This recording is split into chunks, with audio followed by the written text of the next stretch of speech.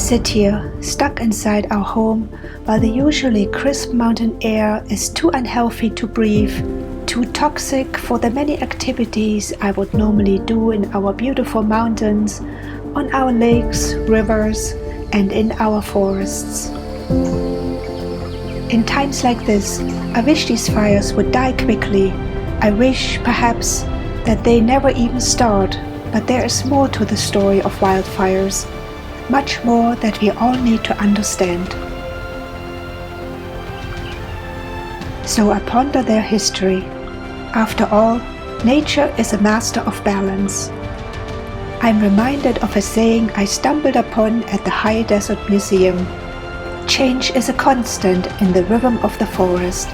Always in transition, a forest is a dynamic community, forever becoming a new version of its old self. It is the ebb and the flow of the forest's life. Before European settlers arrived and changed the natural cycle, low-intensity fires occurred naturally every 5 to 20 years. Indigenous people understood the value of fire, and long before colonization, they would burn sections of the forest on purpose to revitalize their hunting and gathering grounds.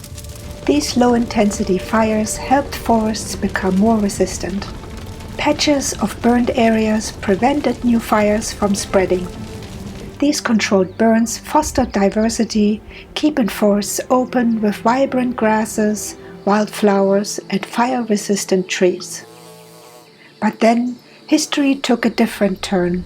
Controlled burns were criminalized in 1924, leading to decades of suppression. What was once a natural part of renewal transformed into catastrophic infernos fueled by years of accumulated dry materials. Years of drought intensified the situation, leaving streams and water reservoirs empty.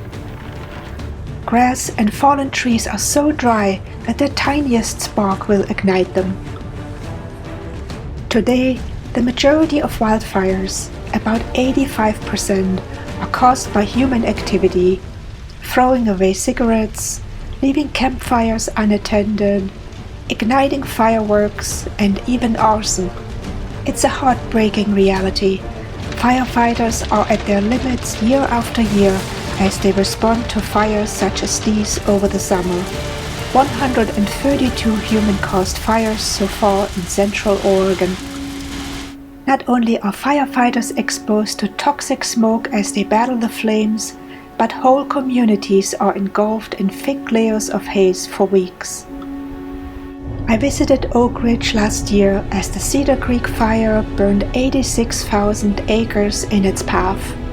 The air quality index was higher than I've ever seen before, the highest one of the scales will ever reach.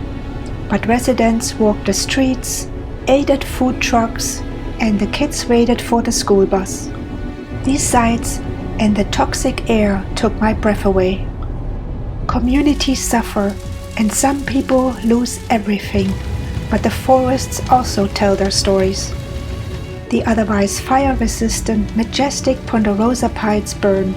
Intense fires reach the crown and quickly move from tree to tree, and the ground is so hot that it even destroys the fertile soil layers underneath the dry buildup. I visited the area of the Cedar Creek Fire just a few days ago, a year after the inferno, and what I found was scorched and blackened land with no green inside. No birds or other animals except for the endless chewing and gnawing sounds of the wood borers and bog beetles eating the dead trees. Their activity helps decompose these trees, adding to the circle of life. As the saying goes, change is constant, and the forest fights to heal itself. New life emerges from the ashes. Young saplings rise, vibrant and resilient. Ponderosa pines and lodgepole pines sprout while manzanita flourishes. It's a testament to nature's unyielding will to recover. The new growth gives hope to the next generation of the forest and to humans alike.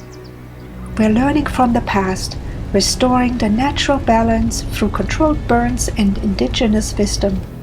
We're reclaiming the harmony between humans and nature as these forests are forever evolving, forever writing new chapters. I sit here with rekindled hope. Yes, the fire season will end, rains will come, snow will cover the scars that the fires leave behind, and the cycle of renewal will continue. Remember, the wildfires, though devastating, are a part of the intricate dance of nature.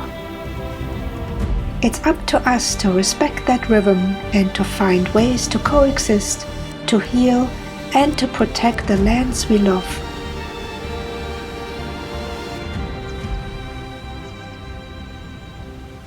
Until next time, let's stand together in the face of change and ensure that these forests flourish once more.